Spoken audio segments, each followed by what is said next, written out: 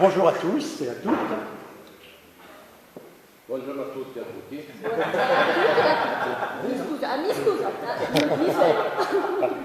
Alors cet après-midi, nous allons déguster 6 cuvées qui correspondent à 6 années. Assaggeremo 6 cuvée che corrispondono a 6 annate. Alors ne me demandez pas quelle est la meilleure année, parce que je vous dirai, elles sont toutes excellentes. Non chiedermi qual è la migliore annata perché risponderà Regis che sono tutte eccellenti. Sinon, je n'aurais pas fait le millésime. Se no non avrebbe fatto millesima. Voilà. Par contre, je vais vous expliquer un peu l'année, parce qu'un millésime, c'est le reflet d'une année. Invece Regis ti spiegherà un po' le caratteristiche del millesimato perché un millesimato è anche il riflesso di un'annata. Et chaque cuvée, chaque millésimé, je vais l'illustrer par une image, mais en général par un mot. E ogni cuvée, ogni annata, Regis la spiegherà con un'immagine che generalmente si è riassunta ad una parola. Alors, je vous donne un petit conseil, ne videz pas tous vos verres, parce que de temps en temps, on reviendra en arrière pour bien comprendre la différence entre deux millésimes. Un consiglio, non vuotere il bicchiere perché è possibile che ritorniamo indietro durante la degustazione. Mais vous aurez tout le plaisir pour vider vos verres à la fin. Ma dopo potrete vuotare il bicchiere. Voilà. Alors, on va commencer par l'année 2002. Cominciamo con l'annata 2002. 2002 est le 8e millésime depuis la création en 1976. Dalla creazione di Ra Champagne nel 1976, il 2002 è l'8 millesimato.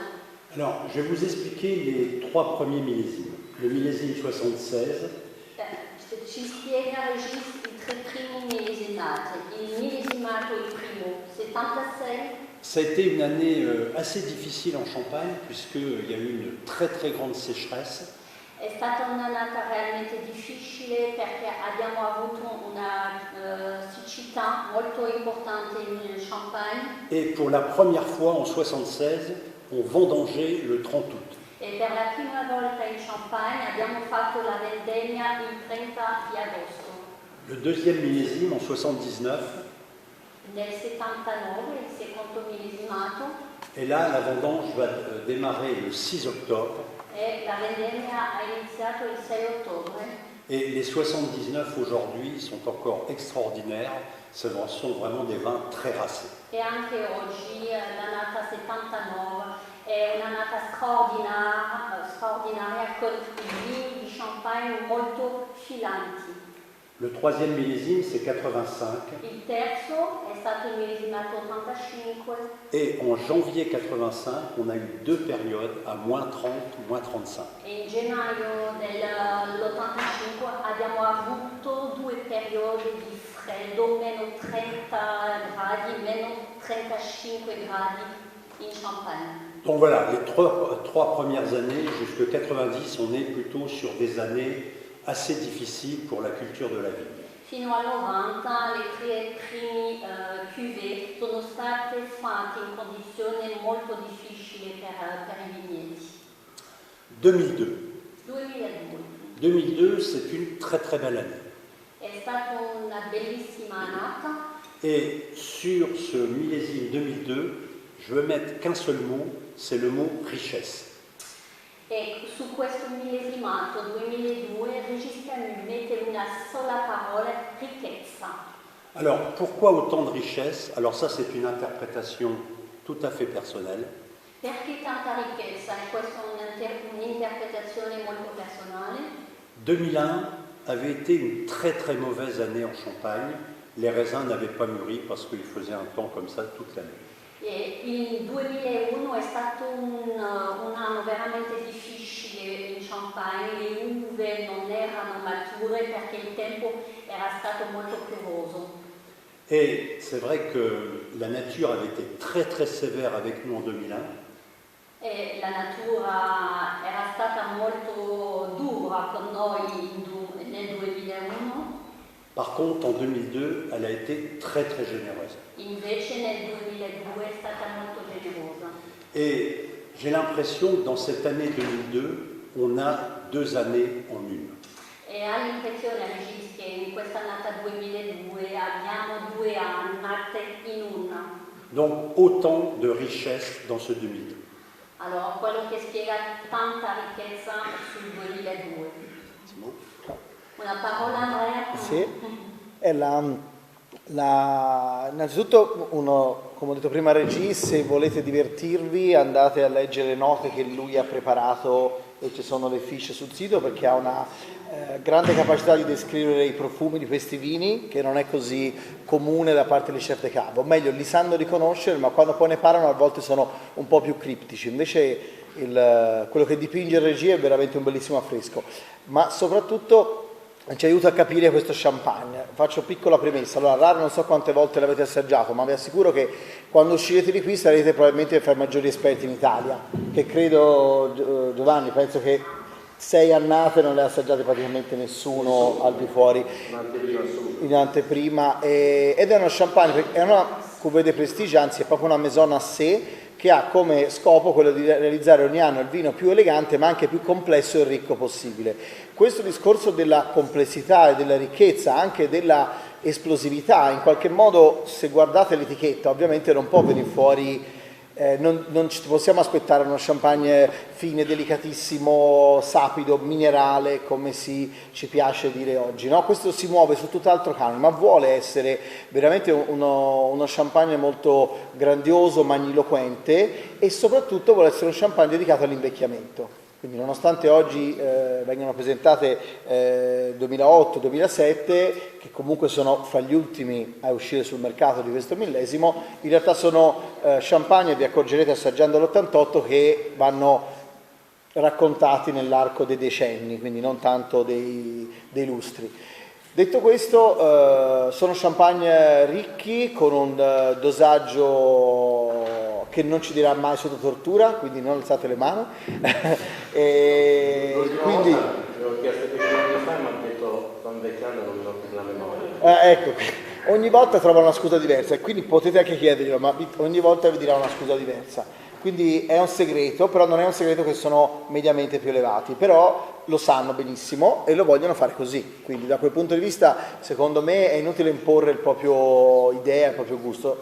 Io, quando cerchi di rifiutare una certa situazione, ti dibatti, no? Più ti dibatti e peggio è. In realtà, se ti lasci guidare e segui quello che loro ti stanno proponendo, il discorso secondo me è molto coerente e molto originale, perché in un mondo che va tutto da un'altra parte, avere il coraggio e la forza della propria idea di realizzare uno champagne diverso nel mondo tutto sommato affollato delle cuvée de prestige, secondo me è un qualcosa di importante. Posso dirti una cosa, Andrea, che io l'ho vissuta sai, appassionato di champagne prima e poi fortunato di stare nel mondo anche di Price e di Raggio.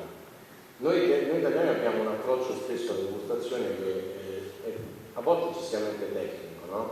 Perché cerchiamo il villaggio, la città, visito il zuccherino, e ho imparato in questi circa 3 anni adesso che sono nel gruppo, che comunque loro hanno un approccio molto più orientato a quello che c'è nel bicchiere, al di là dell'annata, dell'andamento tecnico, e questo quindi rafforza quello che dicevi tu, Andrea, ti dà l'idea del vino nella sua interezza e non nello specifico, no? È come quando vi ho raccontato che ero una degustazione e una persona davanti a una riserva 71 mi ha chiesto scusi, ma qual è l'estratto secco? Davanti a un vino fuori dal mondo, è una domanda che non ti aspetti.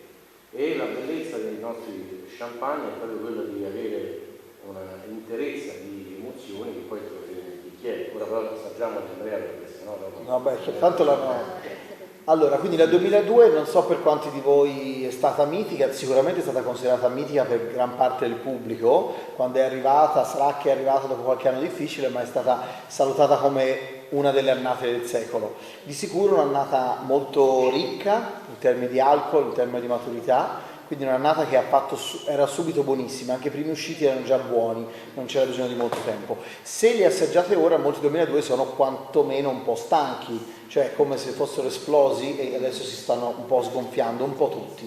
Evolvono, sono interessanti, ma manca un po' di tensione.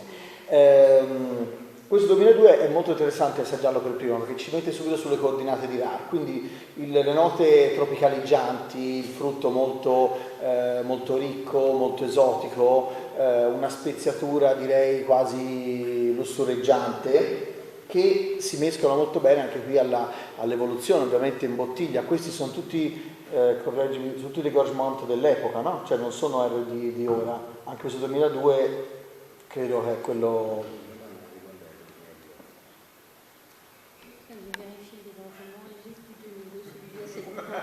No, ma non preciso. Avete visto che faceva finta di non capire? Dall'altra parte. On va revenir sur le 2000. Ci riprendiamo allora sul Voilà, donc je vous ai dit richesse. Cette richesse, vous l'avez déjà à la couleur. Già l'avete sul colore questa ricchezza. Ce champagne, il a 17 ans. Ha 17 anni questo champagne. Donc la richesse, on l'a déjà dans la couleur. On est sur un or très profond, très brillant. Già abbiamo sul colore questa ricchezza su un oro molto profondo, molto scintillante. Le nez, extrêmement riche. Il naso anche ricchissimo. Les caractéristiques de rare, déjà les millésimes, on ne les sort jamais avant 8-9 ans. Generalmente è già una caratteristica di champagne che il millesimato non esce prima di 8 anni almeno. Et sur les 10-15 premières années, on va avoir du fruité, mais du fruité exotique. E sulle 10-15 primi anni troveremo frutta, ma frutta esotica. On peut retrouver la mangue, le kiwi, les fruits de la passion. Il mango, il kiwi, frutto della passione. Et puis, vous verrez, au fur et à mesure des millésimes, il y aura, les épices vont se découvrir. E dopo, a misura che entreremo su diversi millesimati, le spezie si scoprono. Mais au nez, on a le millésime, mais aussi la signature de rare champagne que vous allez retrouver sur tous les millésimes. Al naso abbiamo allora la nata, ma la caratteristica della nata, ma anche la firma di rare champagne che ritroveremo sul filo di tutti i millesimati di rare. Vous allez retrouver de la finesse, de la délicatesse, Finezza, delicatezza, mais surtout de la fraîcheur, ma soprattutto freschezza, avec beaucoup de minéralité. con molta mineralità. Et vous verrez que tous ces millésimes, il y a énormément de pureté. In tutti questi millesimati troviamo una grande purezza. En bouche, c'est une véritable explosion. On retrouve cette richesse des 2002. In bocca è un'esplosione, la ricchezza del 2002. Mais en même temps, on reste sur une très grande fraîcheur, une très grande minéralité. Ma nello stesso tempo rimaniamo su una freschezza, su una grande mineralità, Beaucoup de pureté et une très très belle longueur en bouche. purezza e lunghezza in bocca. Et on a du mal à imaginer, comme je le disais, que ce vin a 17 ans. Sì, non possiamo immaginare che questo vino ha 17 anni. Alors, concernant le dégorgement, toutes les bouteilles de rare ne sortent jamais avant 9 mois de dégorgement chez nous. Riguardo al degorgement, al scogliamento, una bottiglia di rare non esce prima di 8 anni in cantina. Donc là, on est sur un dégorgement, à mon avis, de 1 an, 1 an et demi. È un'avvocatura da un anno e mezzo per questo vino.